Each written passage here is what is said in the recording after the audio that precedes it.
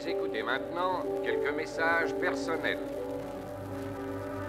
Les girafes ne portent pas de faux cols.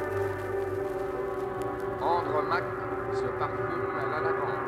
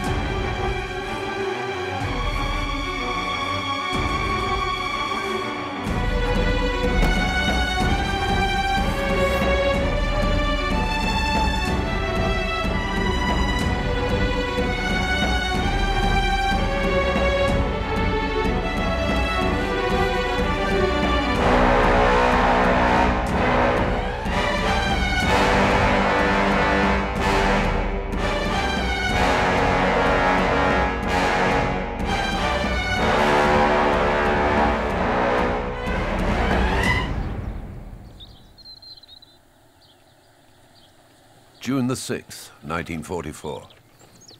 While the Allies were landing on the beaches of Normandy, 700 kilometers to the south, a fighting division of the Waffen-SS, the 2nd Panzer Das Reich Division, had been stationed for 3 months around the town of Montauban in the south of France. After many feats of arms on the Eastern Front, the veterans were resting.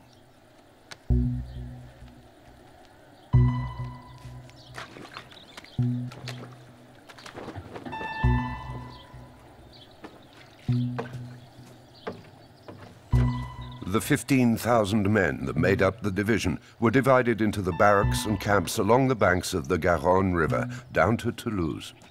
Higher-ranking officers and NCOs were billeted to requisitioned houses where the residents supplied them with board and lodging. New recruits were subjected to a diet of steady training and taught to handle weapons.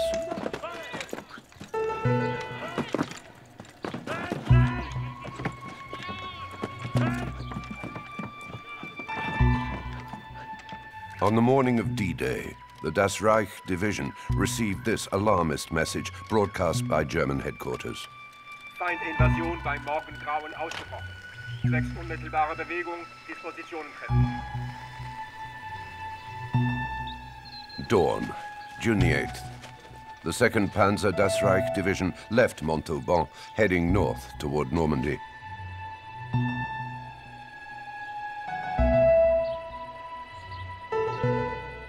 The Das Reich was the flagship of the SS divisions.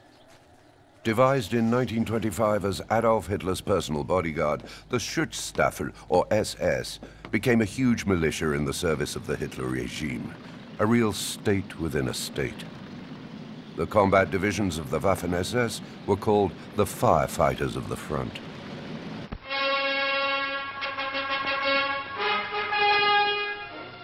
La Waffen-SS, formation de guerre, s'est d'abord recrutée parmi les SS, membres du Parti national-socialiste, choisis pour constituer les sections de protection.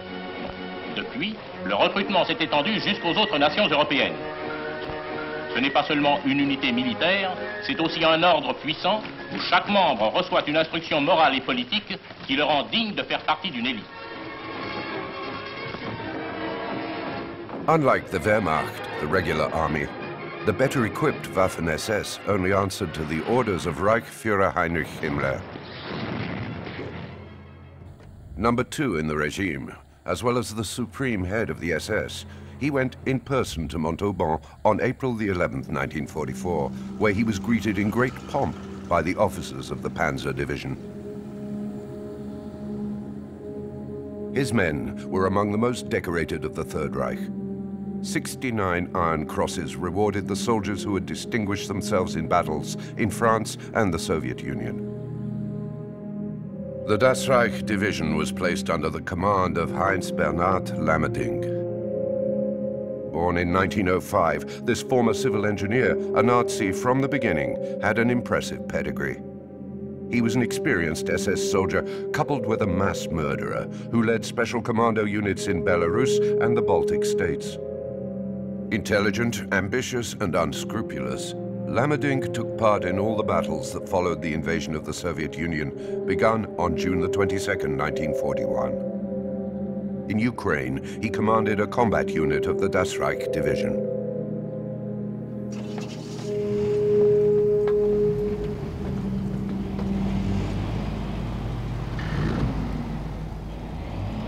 Chiefly composed of Panzer IV latest generation tanks and armored vehicles, the Panzer Division was a cornerstone of Operation Barbarossa, the plan to invade and annex the Soviet Union.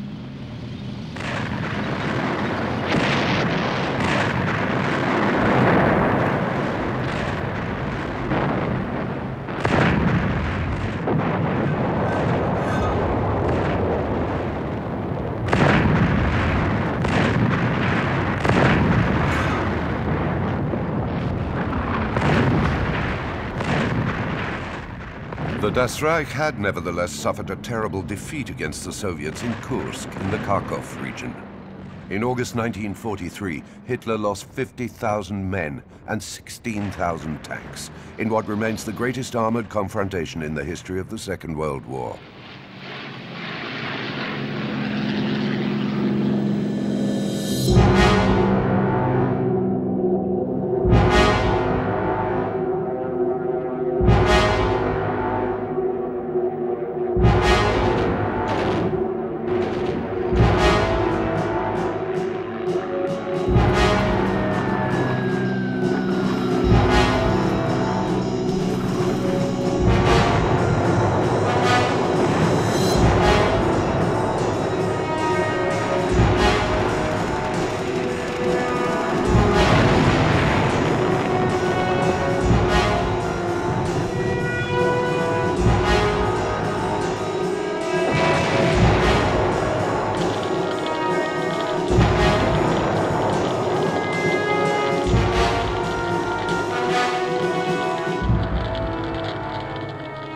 In the summer of '44, the Das Reich division lost half of its men on the Eastern Front.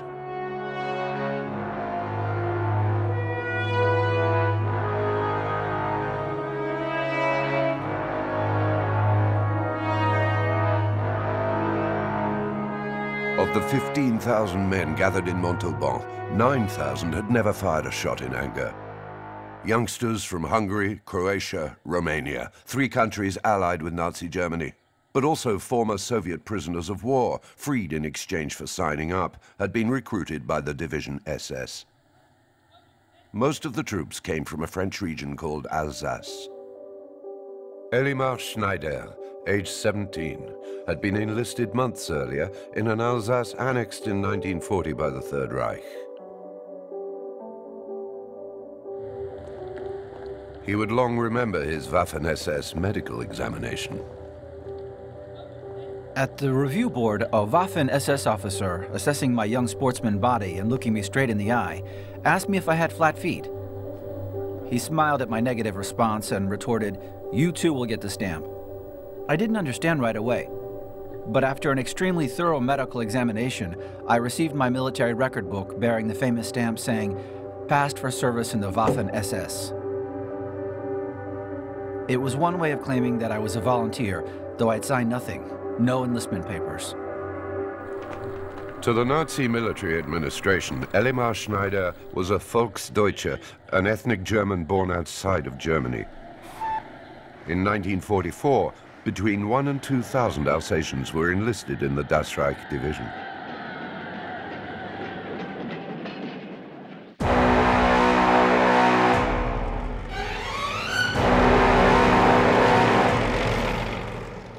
When he set off for Normandy on June the 8th, 1944, Elimar Schneider was part of a division whose combat equipment was for the most part obsolete or faulty.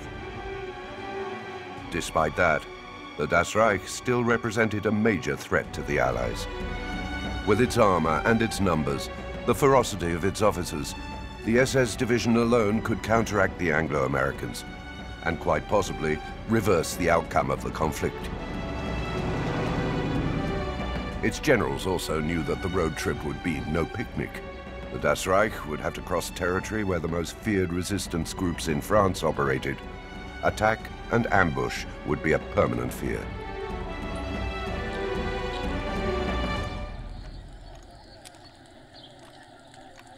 For the resistance movement, the time for open confrontation with the occupying troops had come.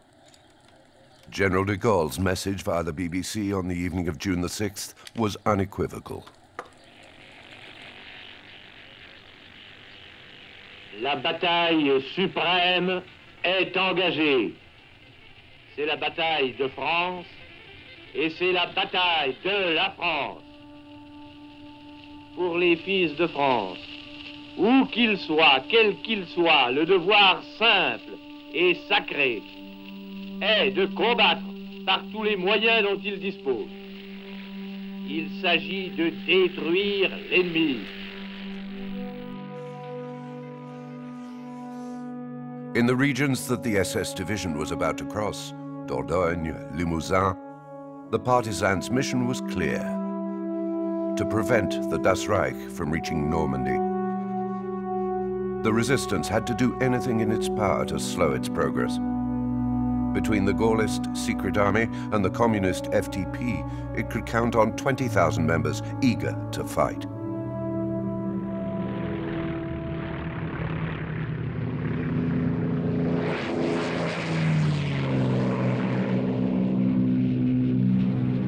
The resistance, which until then had to cope with a constant shortage of arms and equipment, finally had the means to give battle. During the first 6 months of 1944, the Royal Air Force dropped 3,627 tons of arms over French territory, 10 times more than the preceding year.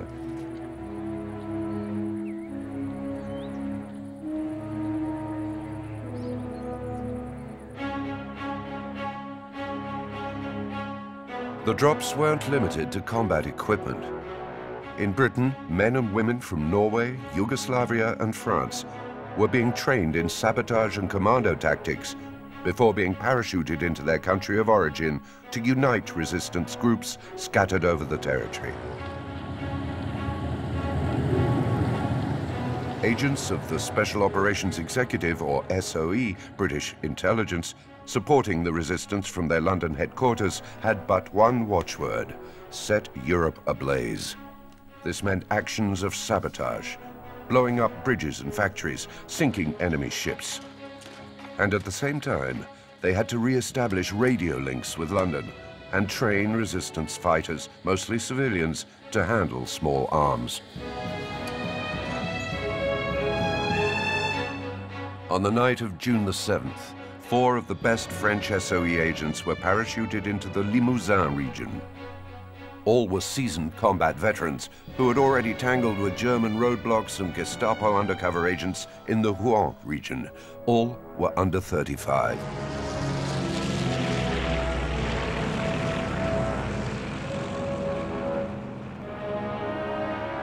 Philippe Liévert, alias Staunton, a Jewish resistance fighter, underground since 1940.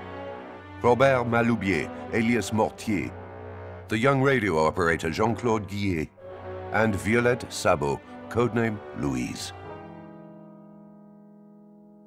This Anglo-French woman of 23 split her childhood between London and Paris. A dazzling beauty with an intense gaze, she was the widow of a soldier of the Free French Forces who died at the Battle of El Alamein. Violette Sabot left her 2-year-old daughter Tanya in London. During a mission carried out 2 months earlier on French soil, she had shown exceptional coolness and daring. Despite her youth, she was one of the most valuable SOE assets.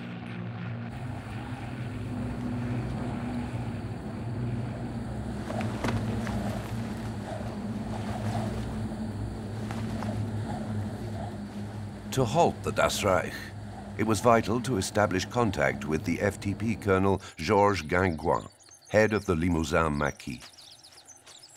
A member of the resistance since 1940, feared by the Gestapo, hunted by Vichy, Gangouin was the architect of many operations to sabotage the occupying forces.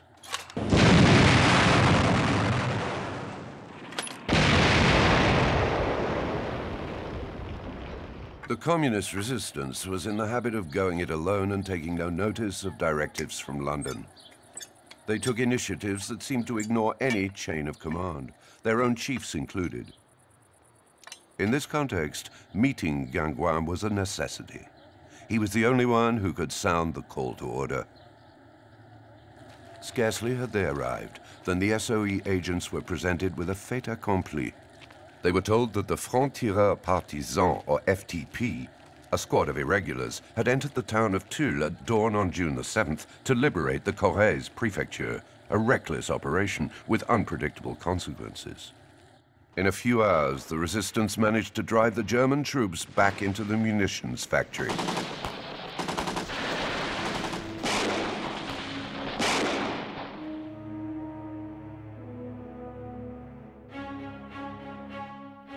After a few exchanges of gunfire at the end of the day, the town fell to the FTP. On the morning of June the 8th, buoyed by the success of their action, some members of the resistance had left town, not suspecting that the Das Reich and its long armored columns were advancing towards them. 130 kilometers south, in the town of Cahors, the Das Reich division split into three to follow separate itineraries. It had received the order to clean the zones it was passing through of gangs of terrorists. This meant that all pockets of resistance on the way, mainly those in Limousin, were to be eliminated. The 1st Battalion of the Der Führer Regiment took a different route. The divisional staff continued on its way towards the city of Limoges. 7,500 Waffen-SS, armed and experienced, along with hundreds of vehicles, led the way to Tulle. Their progress was slowed somewhat by the Panzers and other armor that the Wehrmacht refused to transport by rail. Nonetheless, a certain number had been loaded onto flatbed freight cars in the town of Montauban to be taken via Brive to Normandy.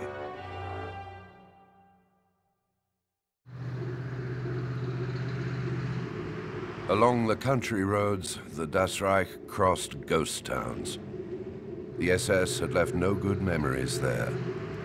A few kilometers north in the village of Montpezat-de-Quercy, on May the 2nd, 1944, soldiers of the Das Reich division shot 15 civilians in retaliation for sabotage of the Toulouse to Paris rail line.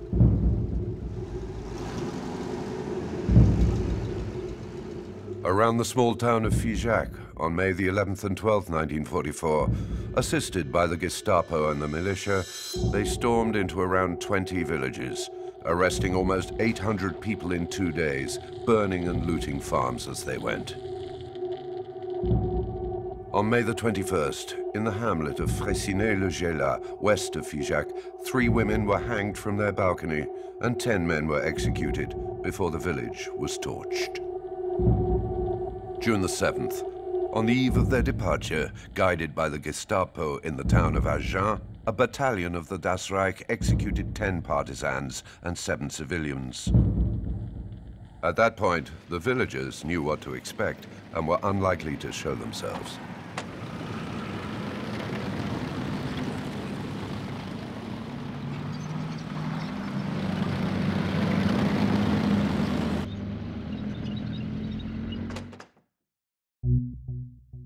The commander of the 1st Der Führer Battalion, Adolf Rainer Diekmann, was charged with protecting the division's left flank. Artillery battalions and part of the Deutschland Regiment were in the vanguard to counter any resistance attacks.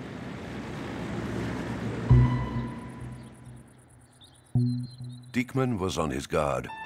His regiment had just entered the Dordogne region, a reputedly dangerous zone. Next came Limousin, where the resistance was particularly active. A region the general commander of the SS forces called Little Russia.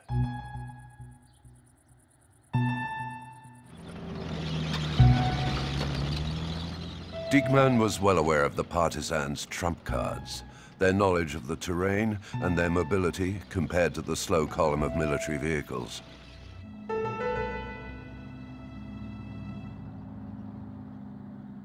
At the same time, SOE agents Violette Sabot, Philippe Liévert, Jean-Claude Guillet, and Robert Maloubier were greeted by 30 secret army members commanded by Jacques Dufour, alias Anastasie. They stared at the Gaullist combatants in Limousin with concern.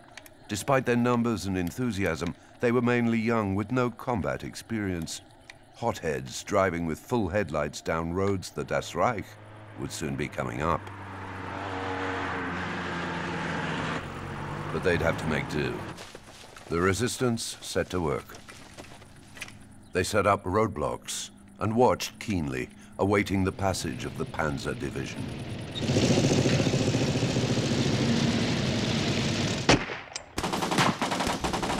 Barely had the SS set foot in Dordogne than they found themselves under fire from the resistance.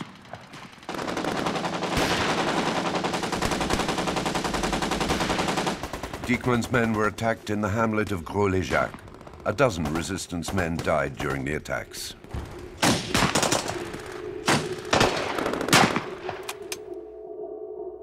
Ten kilometers from there in Roufillac, Diekmann faced another group of combatants at the bridge marking the entrance to the village. In front of the people gathered at the village restaurant, he had 16 civilians and 2 resistance men shot as reprisals. Their remains were doused in gasoline and burned where they lay. Women and children were among the victims.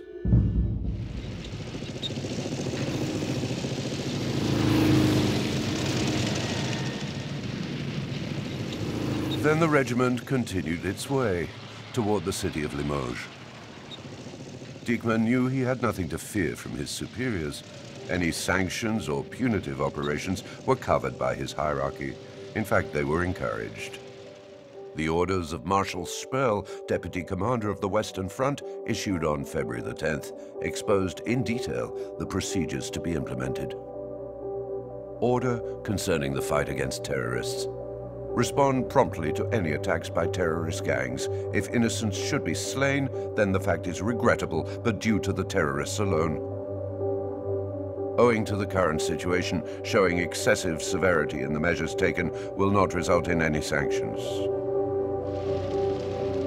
The arrival in the town of Brive-la-Gaillarde of the reconnaissance battalion that preceded the column was an ominous sign. The SS had tied to the hood of a half-track the remains of Maurice Vergne, a resistance man killed in a skirmish in Cressensac 20 kilometers previously. This macabre trophy was a warning to the people of Brive and to the Gaullist Maquis that organized the ambush. An ambush meant to protect resistance weapons caches in barns around Brive, the last stage before Tulle.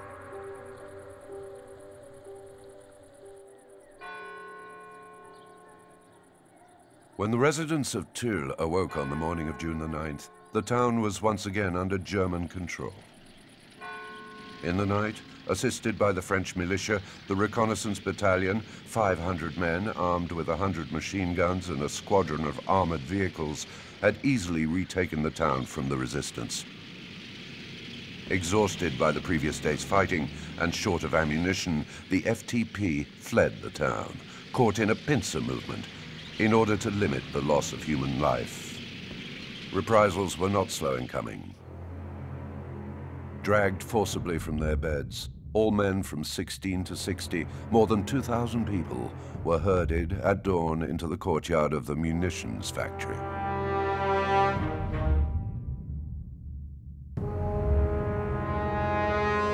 Aurel Kovac, divisional intelligence officer, gave the order.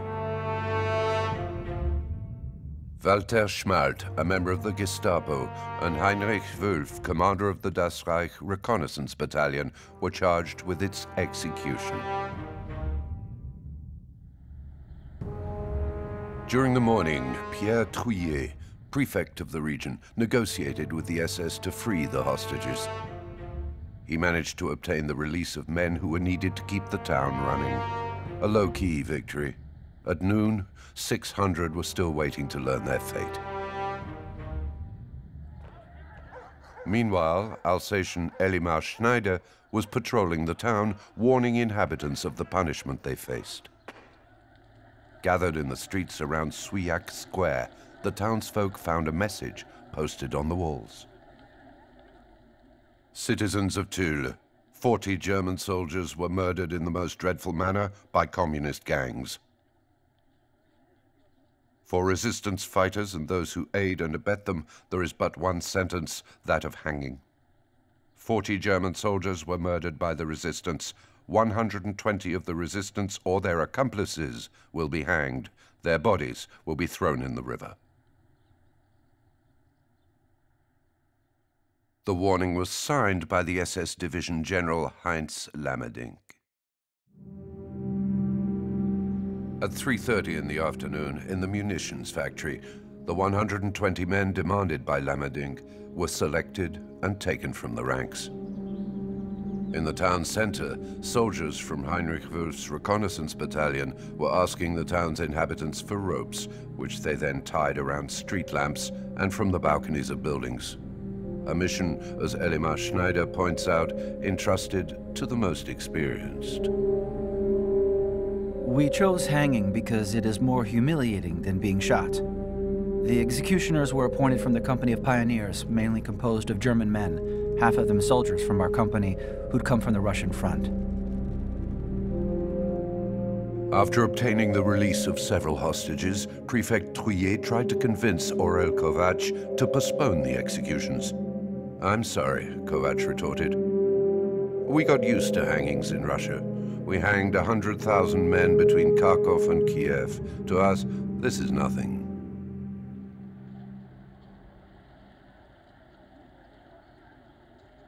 The officers of the Das Reich, all veterans of the Eastern Front, were only repeating in Tulle practices already tried out in Kiev, Minsk, and Kharkov. In the wake of the invasion by the Third Reich that began in June 1941, Soviet towns were turned into forests of hanged men. This war terrorism, designed to humiliate the punished by inflicting an unmanly death, according to the SS expression, had a dissuasive function. Like here in Panzer, Yugoslavia, on April the 22nd, 1941, when the Das Reich was present.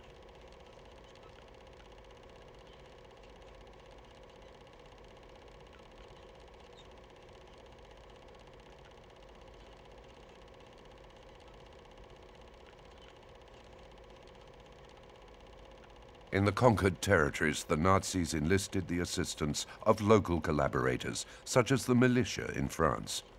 They're the ones we see in these pictures, doing the dirty work.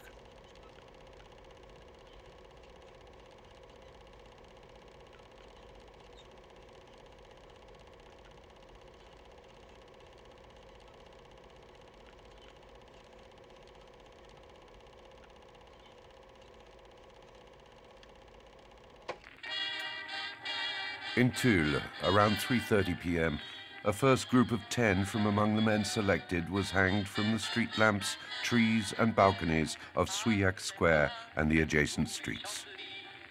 The SS forced the residents to witness their ordeal.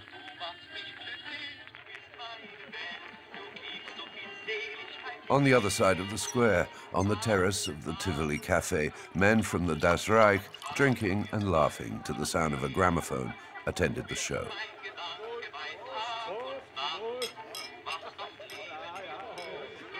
One SS soldier drew pictures of the hangings.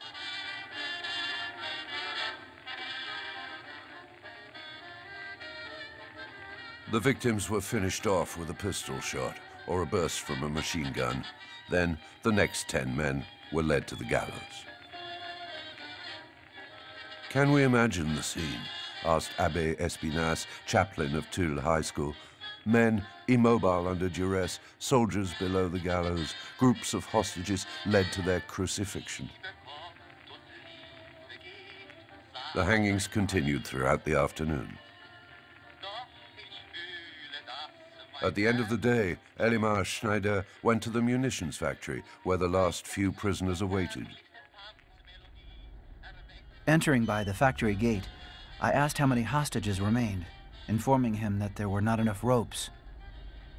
Walter Schmalde pointed to a group kneeling to the left of the entrance, a dozen civilians, and a group of around 20 in front of him. In front of them stood a chaplain in a faded cassock, his face sad.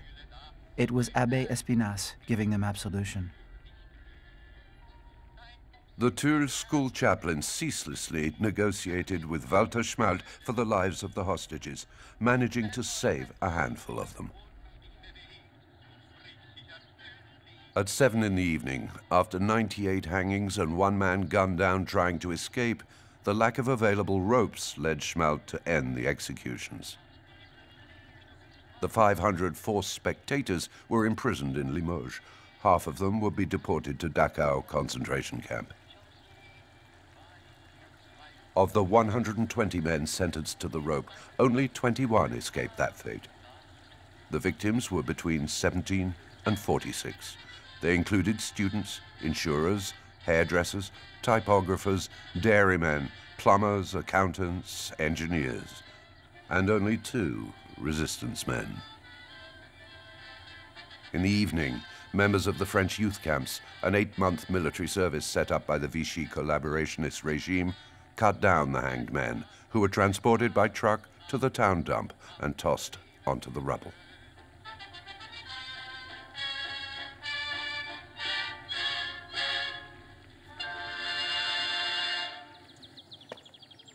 "75 kilometers from Tulle, a wind of panic blew through a detachment of the Das Reich. The car of the commander of the 3rd Battalion of the Der Führer Regiment had been found by the side of the road without its passenger. Former printer Helmut Kempf, a hero among elite SS combatants, was a personal friend of General Heinz Lammerdink and Sturmbannführer Adolf Diekmann. This giant, called Golden Mouth by his comrades as he had replaced all his teeth with gold ones, had disappeared without trace. Roadblocks were hastily set up. Roads and copses searched thoroughly. A few hours earlier, in Combouvert, the Kempf regiment had fallen into an ambush set by the communist resistance. 31 partisans had been taken prisoner and immediately shot on his orders. Laid out along the road, their corpses had then been crushed by the Das Reich panzers. Georges Gingouin's FTP unit was suspected of having abducted Kempf as retaliation.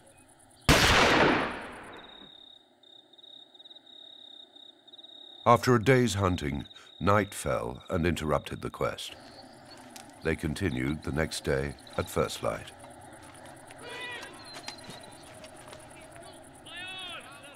Not far away, Violette Sabot and Anastasie headed for Pompadour, outside of Limoges. There, they were to meet other SOE agents in order to coordinate their actions with the Gaullist secret army. Neither knew that the Waffen-SS were combing the area in search of Major Kempf. Suddenly, on the outskirts of Salon-la-Tour, they noticed a motorcyclist taking a bend at top speed, followed by a detachment of the Das Reich. It was too late to turn tail. A shootout began. The resistance fighters abandoned their vehicle and made for the undergrowth. Violette stumbled and twisted her ankle. Helpless, she emptied her magazine on the SS to give Anastasie a head start. He escaped his pursuers, but Violette Sabot was taken prisoner.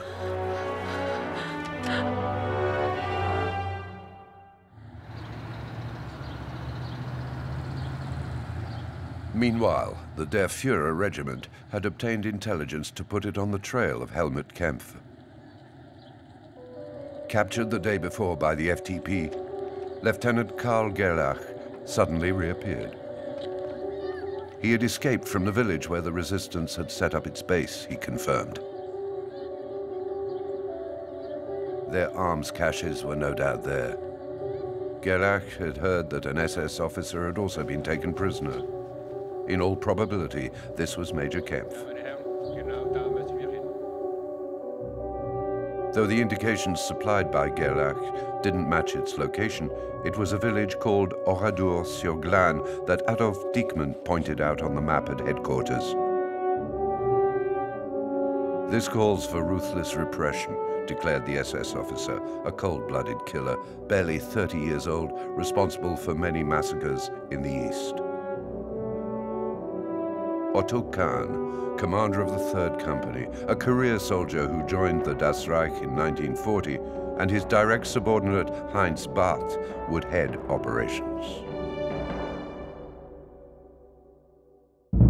Entering the SS at 18, after ideological and sporting training with the Hitler Youth, Barth was a veteran at fighting the Soviets.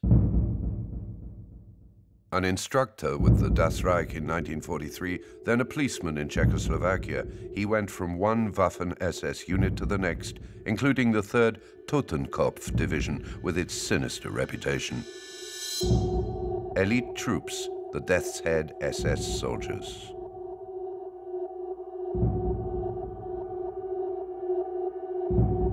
Barth, Kahn, and other veterans from the Russian front hadn't only been fighting the Soviet army in the East.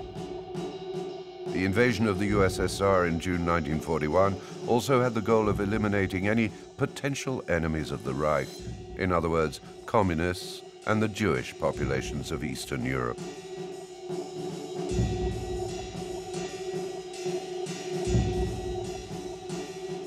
Men old enough to bear arms were the first victims of the repressive units of the SS. They were shot en masse as the German troops progressed through Soviet territory, from Latvia to the south of Ukraine, from Galicia to Russia. From August 1941, the genocide order was given to German formations in the field. Jewish women and children were among the main targets of the mass slaughter led by the Einsatzgruppen, mobile killing units. Too weak in numbers, these special commandos enlisted the collaboration of the Wehrmacht, the Feldgendarmerie, and the Waffen-SS. The Das Reich division, in which Kahn had learned his trade, was mentioned in report number 92 of Einsatzgruppen, dated September the 23rd, 1941, which reported on the activities of Group B in the region of Minsk, Belarus. In a few hours, 920 men, women, and children, the entire Jewish population of Lahoysk, were massacred in the large pits dug for them on the road to Jena.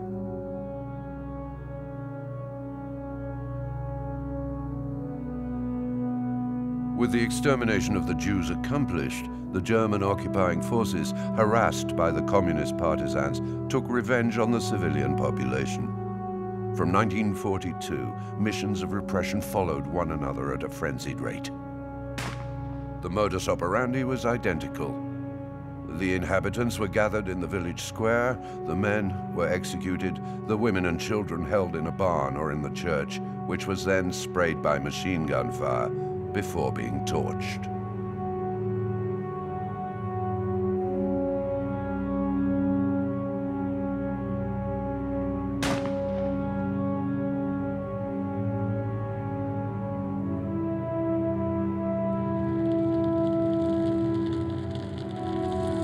The whole village was then burned.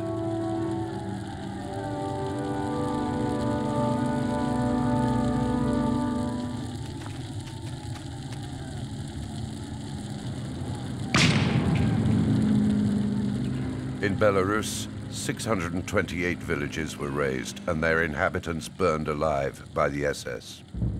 Over less than 4 years German occupation, that represents one village every 2 days.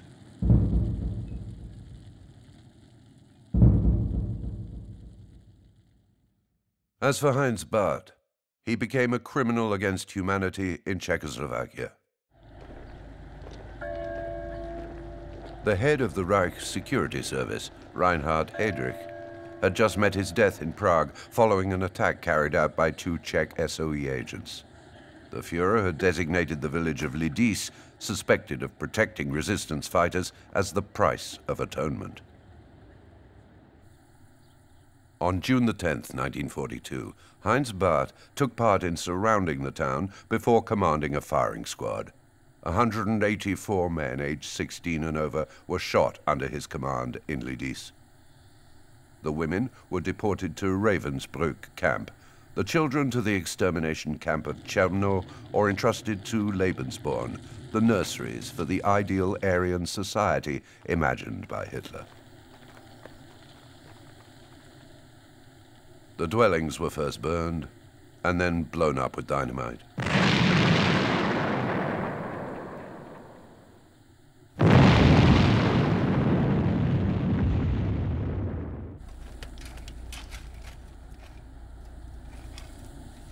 After the German road workers had passed through, no trace of Lidis remained, not even ruins.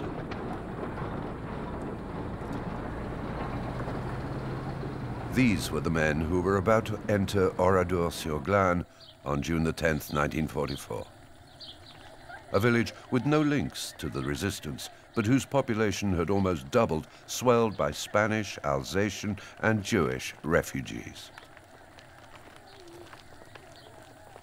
Oradour was a typical village of the region. Its 15th century church, its small shops and farms, its tramway line, made the vibrant little township into a picture postcard. That Saturday, in the market square, men were standing in line for the distribution of tobacco, while the children gathered at the gates of 3 municipal schools for their medical exam. A weekend like any other. As if the war had spared this village since the roundup in August 1942, when the Jewish members of the 642nd Foreign Workers Group were arrested and deported to Auschwitz.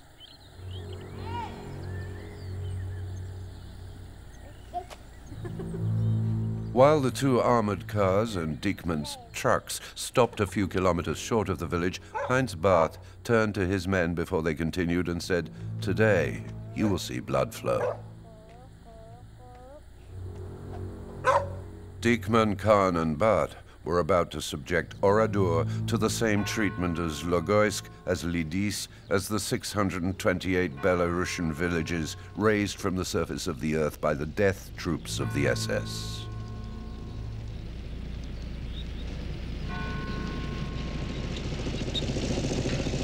Procedures of intense violence, perfectly reconstructed in the film by the Soviet director L.M. Klimov, Come and See.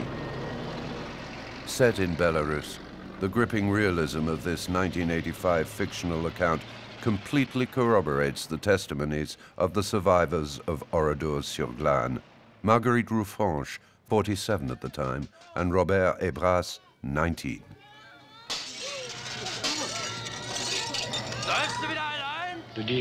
On June the 10th, 1944, I was on leave in Oradour with my parents. Around 2 o'clock in the afternoon, the Germans arrived in armored cars. They got out and they made us go to the market square. I was there at the roundup with my mother and my 2 sisters.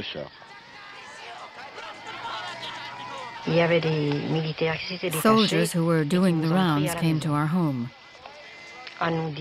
They said, "Everyone, market square." And that was it. We all had to go. They separated the women and children from the group. Up to the age of 14, children went with their mothers. Above that, they were considered men. I was 19. I went with the men's group. The worst moment was when we had to split up. They separated the men from the women, and my son wouldn't let me go.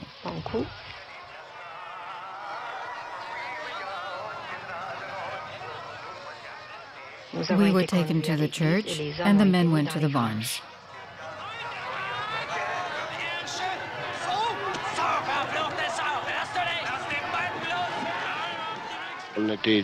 All the young people were together. We weren't thinking of what was going to happen. We were interested in the next day's football match. They made us all get to our feet. Just then, I had an Alsatian friend who could speak German, and he was next to me. And he said, "Look out, they're shooting." He didn't even have time to finish the sentence. Right then, they fired several bursts of machine gun fire right at us.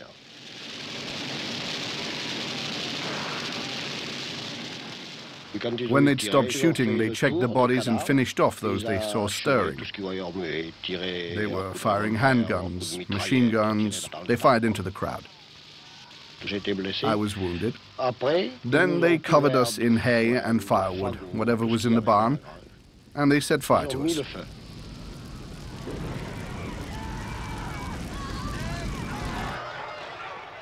We had been locked in the church. The Germans brought in this big crate. I said to someone, "See that? That's a bomb. We're going to be blown up with a church." "Oh," she said, "don't say such things." And the fact is, the box exploded. It gave off such a lot of smoke, we were suffocating. We couldn't see in the church, and cries went up on all sides.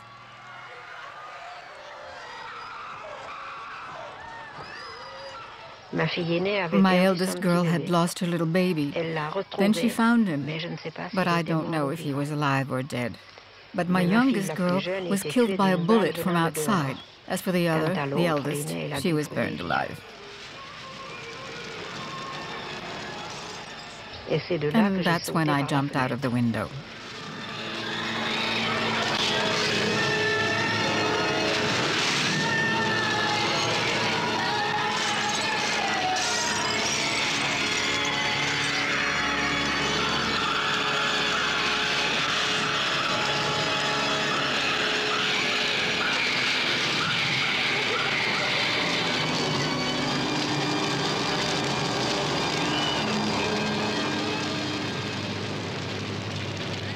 At nightfall, while Marguerite Ruffenche, between life and death after 3 bullets to the body, waited for the Germans to leave, while Robert Ebras, hidden, witnessed the burning of the village, the SS, under Diekmann, seized motorcycles, cars and cattle.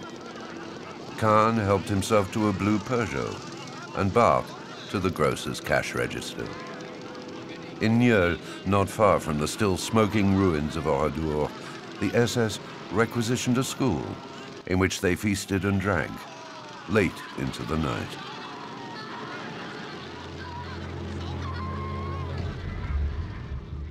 On the General Staff map dated June the 11th, the Germans drew a ring around the area where the butchery was committed the day before and in red ink noted the figure of 500 dead. In actual fact, 642 people were murdered in Oradour-sur-Glane on June the 10th, 1944.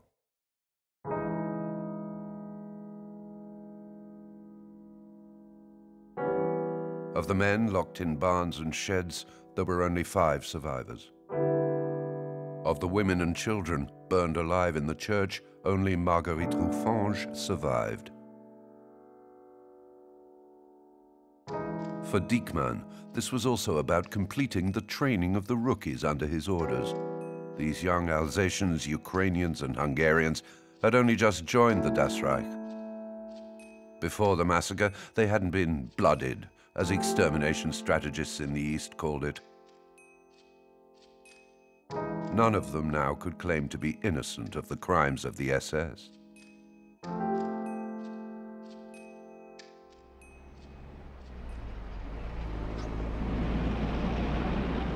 Oradour wasn't an isolated case in Western Europe.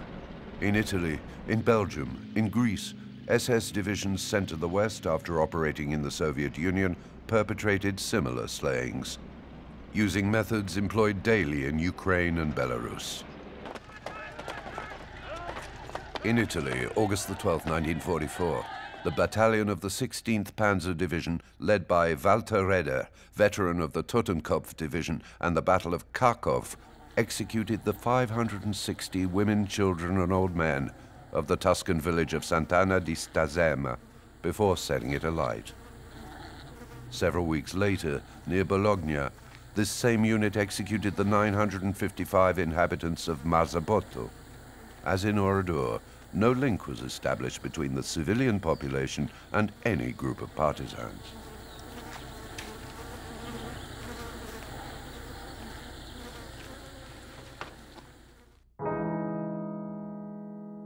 When leaving Oradour-sur-Glane, Diekman asked his men to say nothing of the events of the day. If necessary, they would say they had discovered an arms cache belonging to the resistance to justify the repression. As for Helmut Kampf, whose disappearance triggered the massacre, he was executed on the direct orders of Georges Gingouin after the head of the communist FTP heard of the SS crimes in Oradour. His body was never found.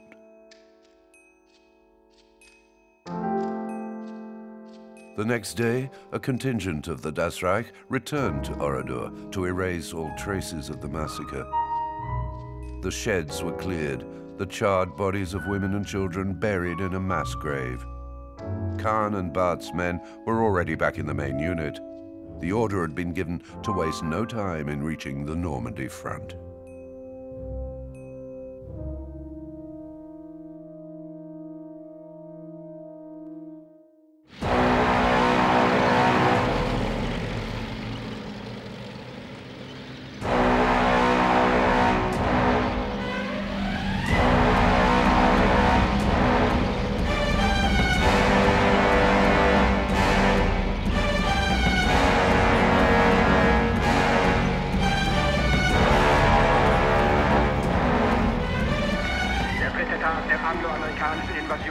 war wiederum durch den pausenlosen Einsatz der feindlichen Luftwaffe gekennzeichnet. Zur Unterstützung der eigenen Kräfte kamen Verstärkungen aus dem Westen und aus dem Reich heran. Aber es war nunmehr deutlich, dass diese Kräfte nicht ausreichten, um den Feind wieder ins Meer zu werfen. Deshalb befahl der Führer, dass weiter zugeführt werden sollten die 2. Panzerdivision, das 1. Panzerregiment der 116. Panzerdivision, die 2. SS-Panzerdivision das Reich, die zuletzt zu Säuberungen in Südfrankreich eingesetzt wurde.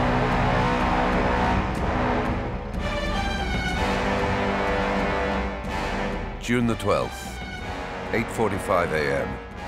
The Der Führer regiment was en route north to the cities of Tours and Poitiers. Not without difficulty, rounding up a division spread over a 30-kilometer radius had been no easy task. What's more, its equipment and combat vehicles were in an alarming state. 60% of tanks and 30% of half-tracks were unserviceable. The defective Panzers should have been ditched between Montauban and Tulle. Lammerding complained to his superiors. Despite these annoyances, the Das Reich still held a few trump cards, in particular the dozens of Panzers that left Montauban on flatbed cars heading for Normandy.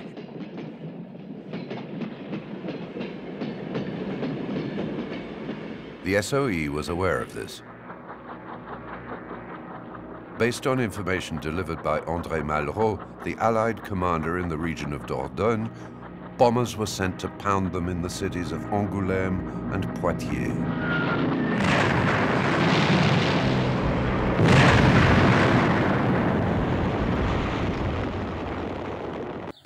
Philippe Liévert, head of Violette Sabot's commando unit, asked the Gaullist secret army to step up sabotage operations. The electricity supply to the German submarines based in Rochefort was cut. The Paris to Limoges railway line was dynamited.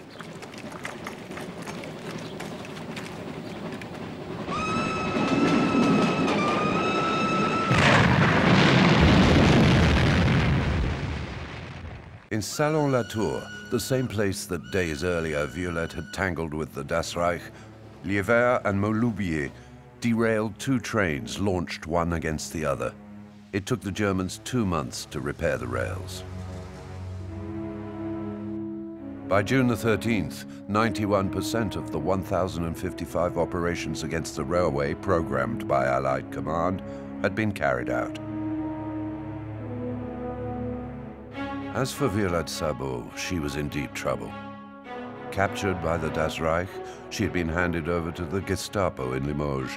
Her true identity had quickly been discovered, and the task of interrogating her had fallen to the executioner of Tulle, Aurel Kovac. Her SOE comrades couldn't bring themselves to abandon her. A rescue operation was planned for June the 16th. Twice a day, Violette was taken out of her cell and walked between 2 policemen to Gestapo headquarters. They had to take advantage of those 200 meters during which she was not handcuffed. Maloubier was to fire at the two policemen from the back seat of a car before taking Violette. The day came, but SOE commandos drew a blank. That same morning, Violette had been transferred to Gestapo headquarters in Paris.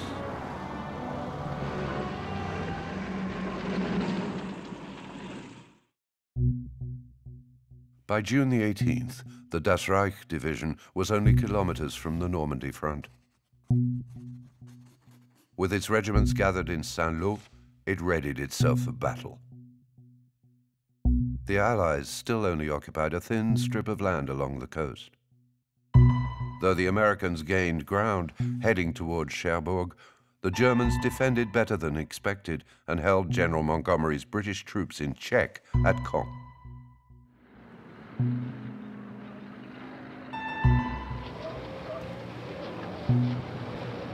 While equipment was being unloaded on the landing beaches by the Allies, Charles de Gaulle, just back on French soil, was given an ovation in the liberated town of Bayeux.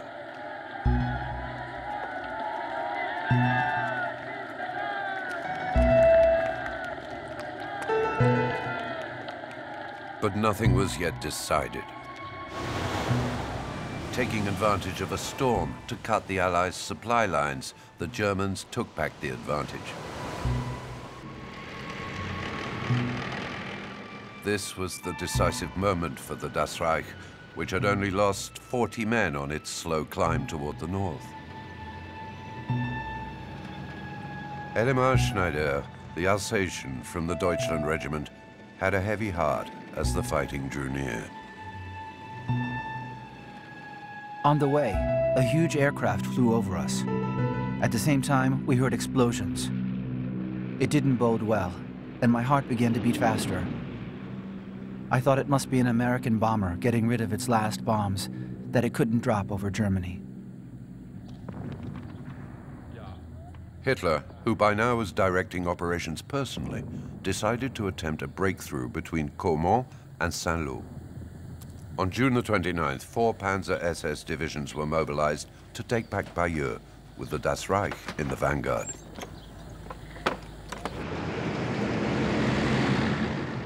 Lammerding sent in the 1st Battalion of the Der Führer Regiment, that of Diekmann and Kahn, two of the main culprits of the massacre in Oradour-sur-Glane.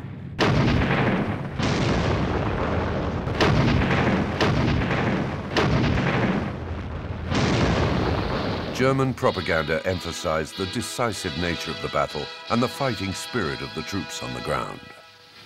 Mit jedem Tag steigert sich diese Auseinandersetzung auf einem Bruchteil des europäischen Kontinents.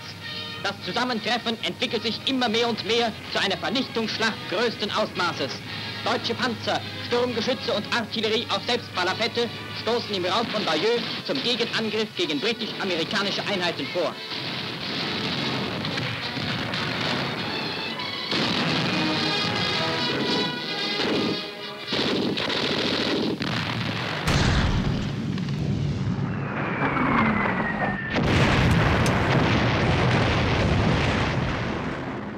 In reality, the operation was a dismal failure.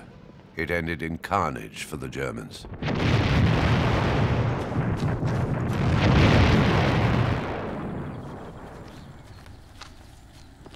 After 2 days fighting, the Der Führer regiment had lost 600 men. Diekmann was dead, decapitated by a Sherman tank. Kahn had his left arm ripped off. He was repatriated to be treated at the rear. Next day, the Das Reich positions were pounded by 250 bombers from the Royal Air Force.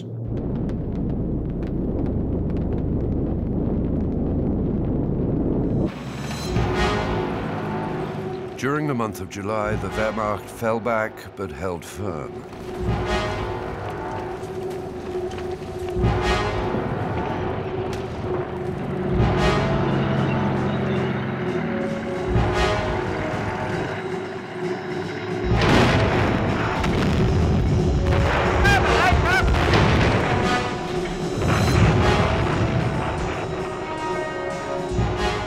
The Das Reich units, in support of the German army, constantly shifted around to contain the Allied offensives, were at the end of their tether.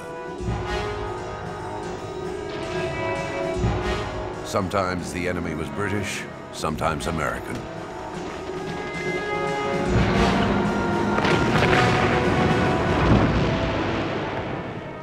Successes were short-lived, and the balance of power was shifting daily in the Allies' favor. The Das Reich had joined battle too late. But for the resistance ambushes and the abuses committed on the way, it could have made the difference. It had to make do with plugging the holes.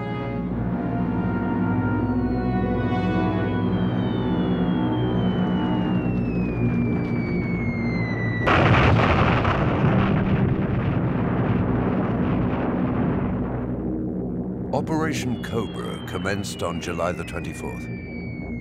No fewer than 4,000 tons of bombs rained down on Normandy in what was the largest display of carpet bombing in the Second World War.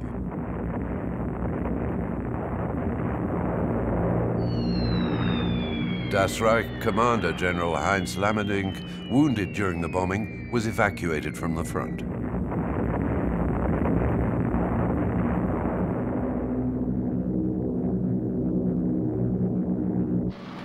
The Americans, maintaining their positions, gained ground everywhere. In 4 days, Coutances, Avranches, and then Granville were liberated.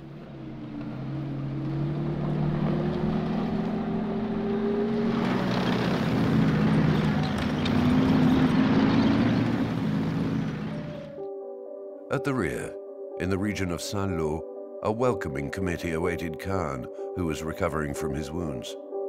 A military SS judge had come to hear his version of events in Oradour-sur-Glane. The apostolic nuncio and the prefect of the Limoges region, who visited the scene of the massacre, had complained to Pierre Laval's government of collaborationists. I want to emphasize that the village of Oradour was one of the quietest towns in the region, and its hard-working, peaceful population was known for its moderation.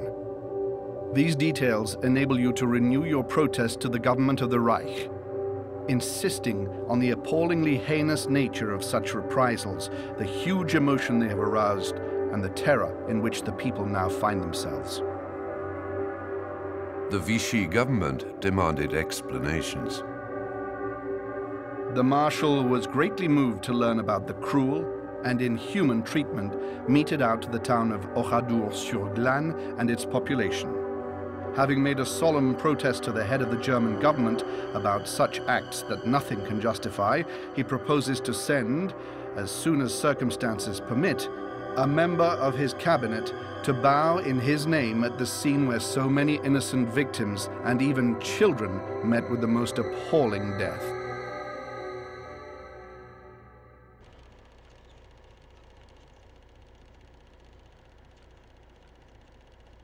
The members of the resistance who entered Oradour on June the 12th filmed the village in ruins. The discovery of charred corpses and ruined buildings was an unprecedented shock.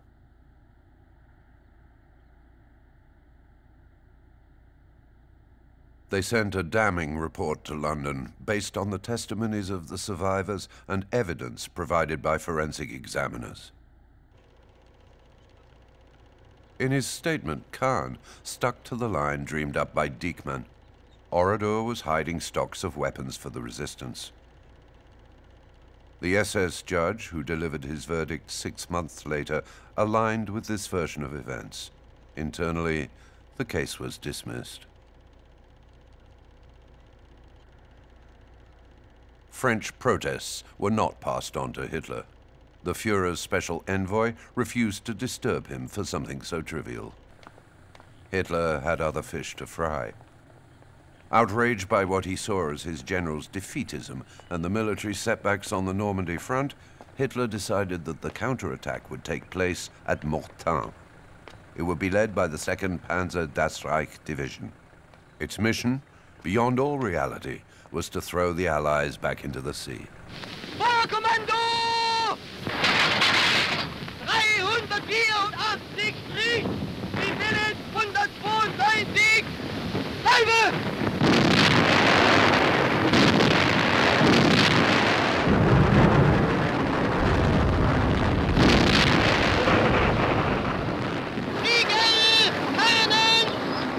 Mortain counter-offensive, quickly halted by the Royal Air Force, was another fiasco.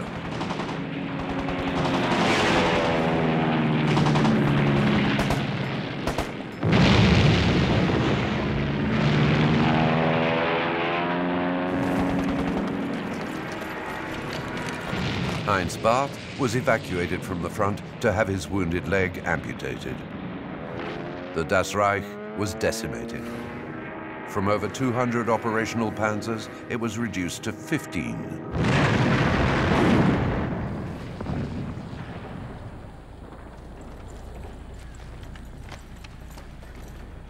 Elimar Schneider was caught up in the turmoil.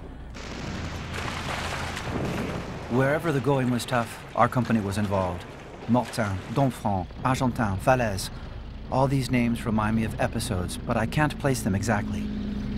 With hunger gnawing away at us, we climbed the apple trees, but the apples were always too green and weren't good for you. In fact, everything here was too green. The soldiers too young, the officers too young. Even the weapons we couldn't try out before for lack of ammunition. There were so many dead and wounded that one more or less made no difference. Unless we're talking about comrades.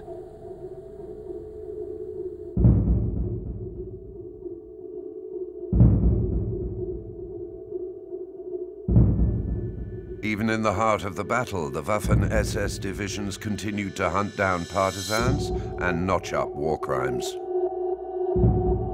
On August the 13th, 1944, 18 people were eliminated in Tourouvre dans l'Orne and part of the town burnt. American prisoners of war were summarily executed by the Das Reich on the pretext that they looked Jewish.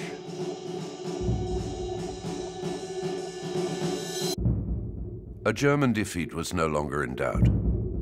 The 100,000 soldiers in the field, the remains of around 30 divisions in tatters, were overwhelmed by the Allied battering.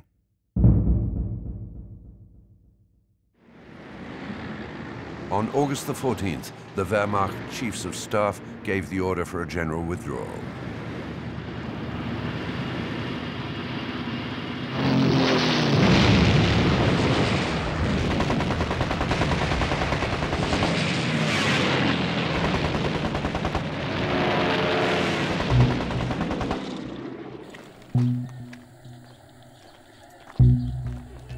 Already weakened by the loss of 28,000 prisoners of war and 12,000 deaths in July, the Germans lost an additional 10,000 soldiers in the Falaise pocket. 50,000 were taken prisoner.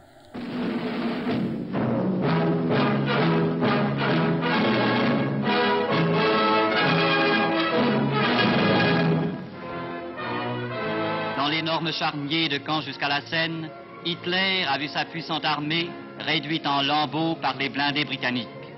Là, l'Allemagne a dû payer ses dettes. Pendant 40 jours de combats acharnés, Montgomery a fixé les blindés allemands. Puis, ce fut le déluge de fer et de feu noyant la puissance allemande. D'abord, un par un, puis par centaines, les prisonniers allemands sont dirigés vers les camps de concentration, édifiés par leurs soins à l'intention des patriotes français.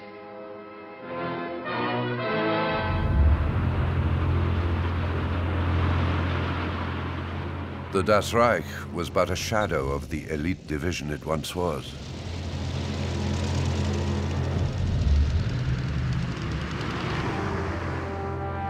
Those who miraculously survived the Battle of Falaise slipped through Allied fingers at the last minute.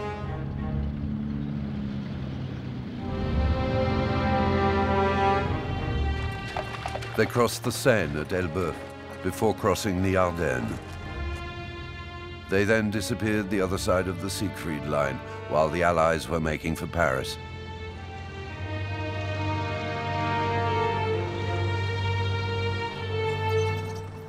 On August the 15th, the Allied landings in Provence on the French Mediterranean coast opened a new front to the west and accelerated the disintegration of the German forces, putting an end to any remaining hopes of recovery.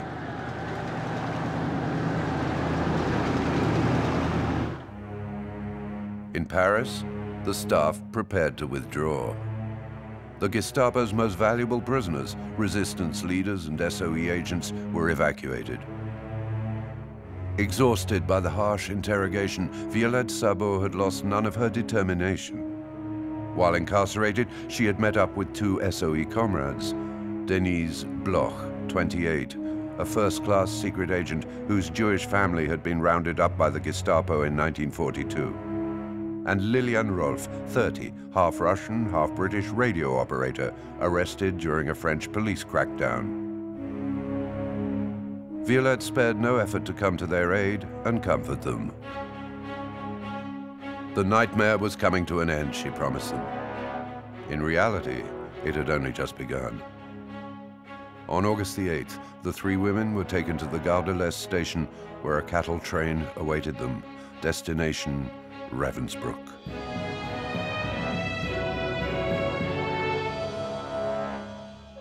Located some 90 kilometers from Berlin, this concentration camp for women was overcrowded.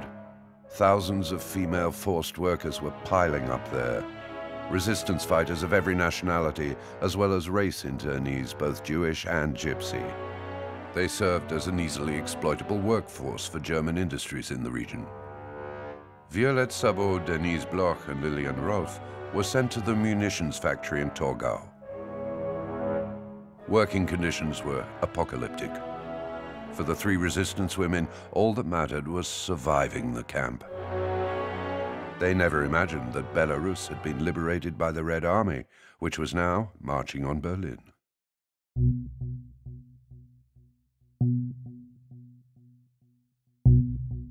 While Paris had been liberated on August the 25th, the outline of the Great Reich was shrinking with each new Allied victory. But the war was not yet over. In September, US paratroopers failed to break through the front in the Netherlands. The following month, it was the Canadians who struggled to free up access to the port of Antwerp and fought a difficult battle at Escaut. Germany was bending, but not yielding.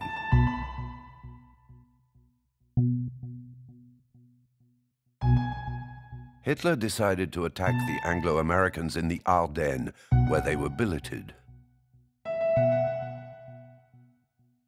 The mountain range is close to the Siegfried Line, the equivalent of the Maginot Line, which runs along the border with the Netherlands, Belgium, and France. Reputedly impassable, it had just been reinforced on the orders of the Führer. The German attack would be a chance to pierce the Allied front and retake Antwerp. This was the last chance saloon. It wasn't about winning the war anymore. It was about signing a separate peace on the Western Front.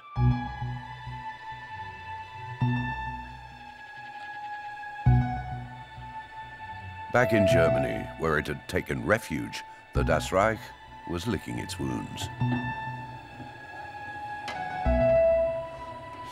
Alsatian Elimar Schneider, like the rest of the division, was recovering from the harsh fighting of the summer. I celebrated my 18th birthday in Rosebeck. It was the first time we had some relative peace. The ranks of our battalion were swelling visibly. Young Hungarians and Germans joined us. The news came in December. Hitler had given the order to take back the Ardennes from the Allies.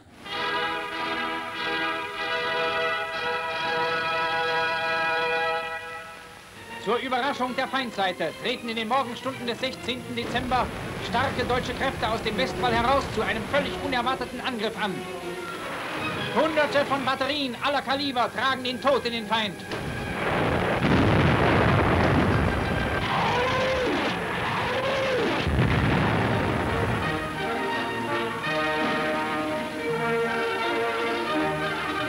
Zusammengeschossene amerikanische Infanterie. Hoch sind die blutigen Verluste der Amerikaner schon in den ersten Stunden. Heinz Lammerding, who had recovered after being wounded in Normandy, was keen to get back on the horse. The Das Reich was renewing its offensive. With the Rundstedt offensive triggered, it was action stations once again. After tasting the joys of life, we were scared again. Very scared of dying.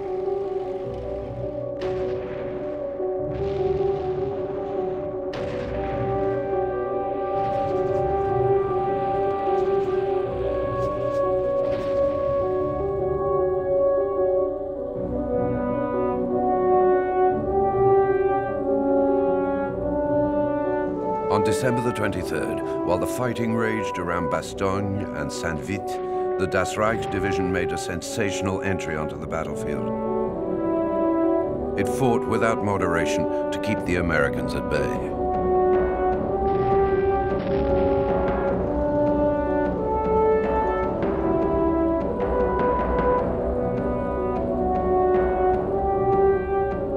But once the front was set, the SS made no headway. Doubt set in. Alsatian Elimar Schneider sank, like the rest, into the American quagmire. At night, while the corporal and I were sleeping the sleep of the just, our company received the order to take back a hill from the Americans. Another third of the company was out of action, and the Americans were still there. Once the surprise had worn off, and the dire weather that prevented reinforcements being dropped and support bombing had dissipated, the Allies restarted air attacks and threw all their forces into the battle. In 3 days, German hopes were destroyed. On December the 26th, the Das Reich was defeated in Saint-Vith. Bastogne was liberated by General Patton.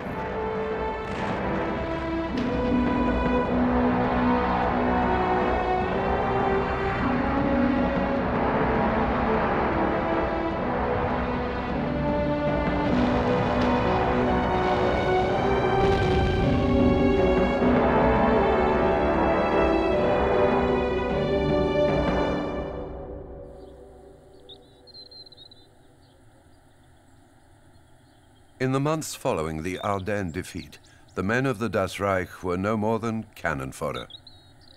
Dismantled into 3 groups to face the Soviet advance in Czechoslovakia, Hungary, and Dresden, the SS division was wiped out by the Soviets in the last exchanges of spring 1945. Like so many others, Aurel Kovac, who had picked out the hanged men in Tulle, was killed in the fighting.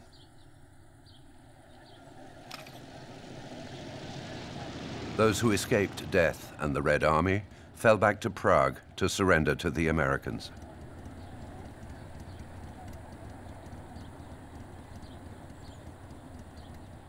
The whole of Germany was a heap of ruins. After Hitler's suicide in his bunker, Lammerding, whose last mission had been to defend Berlin, managed to slip through the mesh of the Allied net.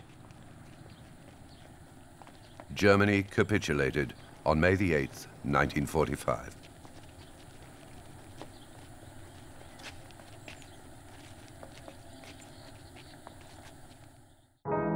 Violette Sabot would not taste the victory to which she devoted her young life.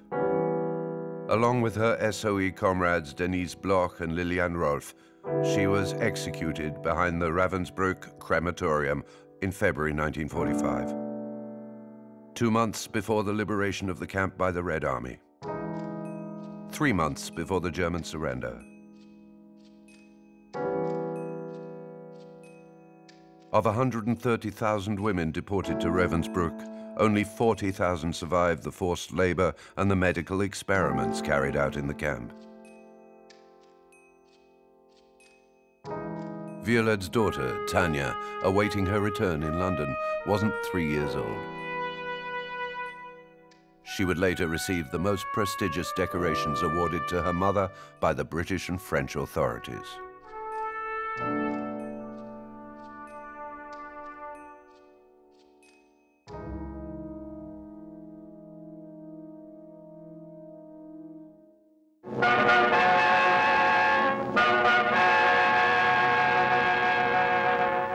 Le général visite Oradour-sur-Glane, anéanti par les Allemands.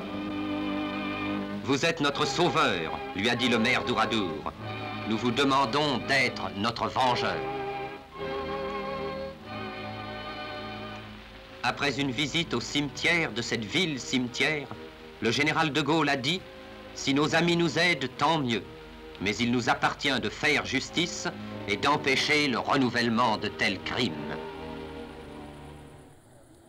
The war was over, but the crimes of the Das Reich lived on in memory.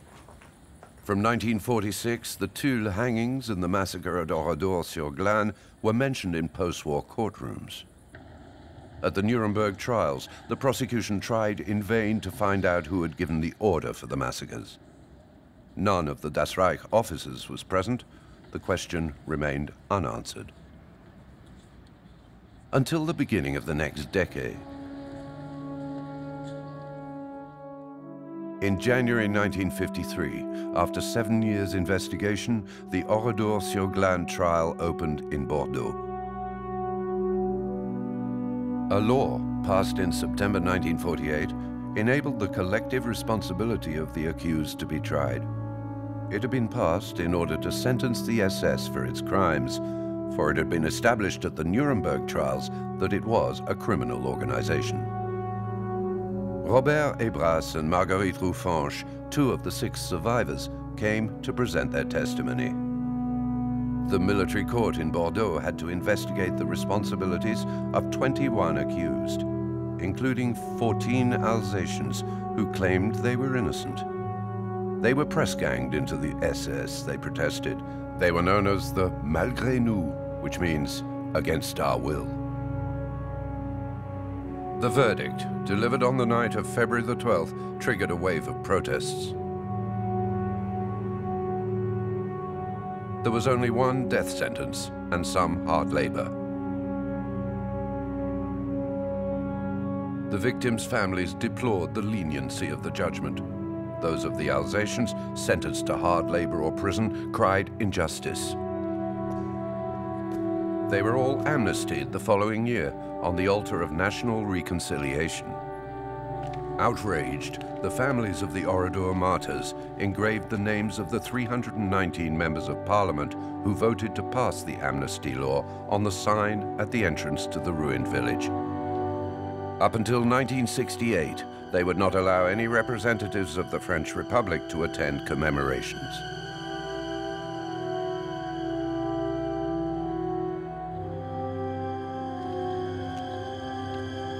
The protests also concerned those hanged in Tulle.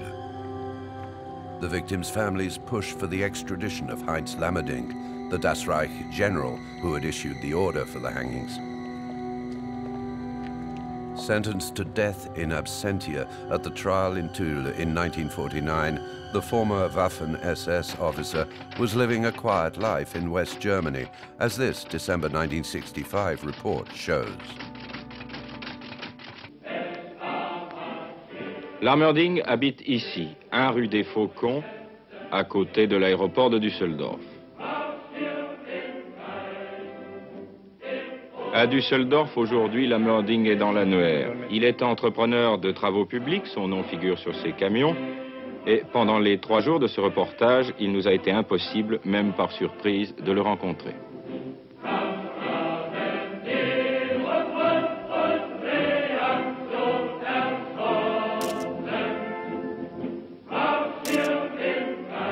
Despite several extradition requests, all rejected by the German federal authorities, Lammerding was never bothered. He died aged 66 in Bavaria on January the 13th, 1971. His comrades in the SS and the Das Reich paid him a glowing tribute at his funeral.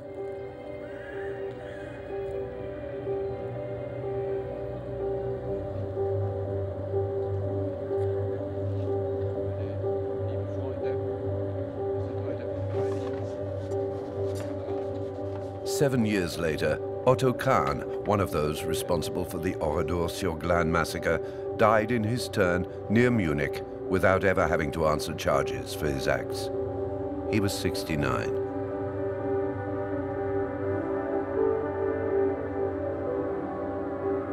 Heinz Barth, his subordinate, although sentenced to death in absentia in Bordeaux in 1953, made a career in an industrial cooperative. But his past did catch up with him, and he was finally tried in 1983 by a West German court. Im Auftrag des Generalstaatsanwalts der Deutschen Demokratischen Republik erhebe ich Anklage gegen den ehemaligen Obersturmführer der Waffen-SS, Heinz Barth, geboren am 15. Oktober 1920. Ich beschuldige ihn, an Kriegsverbrechen und Verbrechen gegen die Menschlichkeit mitgewirkt zu haben. Robert Ebras, the Oradour survivor who had come to testify in Bordeaux, made the journey. Heinz Barth's trial was also followed in France. The media and the TV news gave it prominent coverage.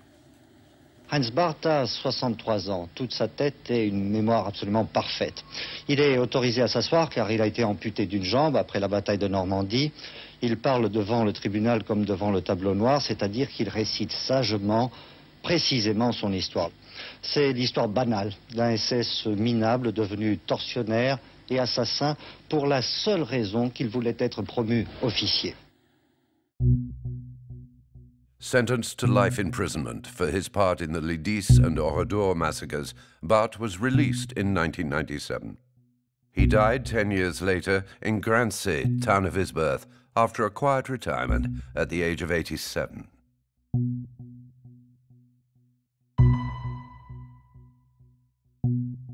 Of the 15,000 men who took to the road with the Das Reich, only a handful had to answer for its crimes. Death sentences and life sentences were all amnestied or commuted to less severe penalties.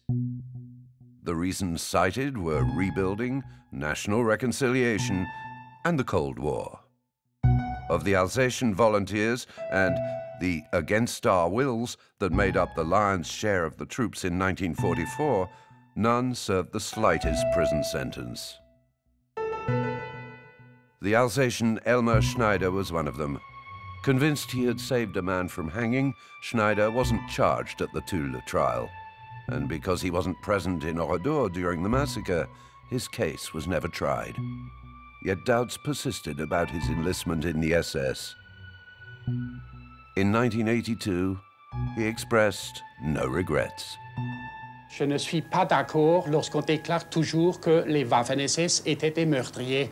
Il y a une question d'honneur qui joue là-dedans.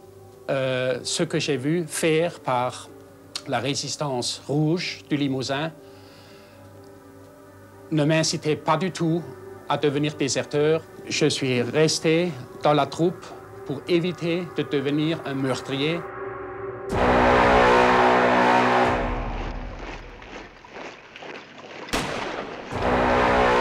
aussi un ordre puissant où chaque membre reçoit une instruction morale et politique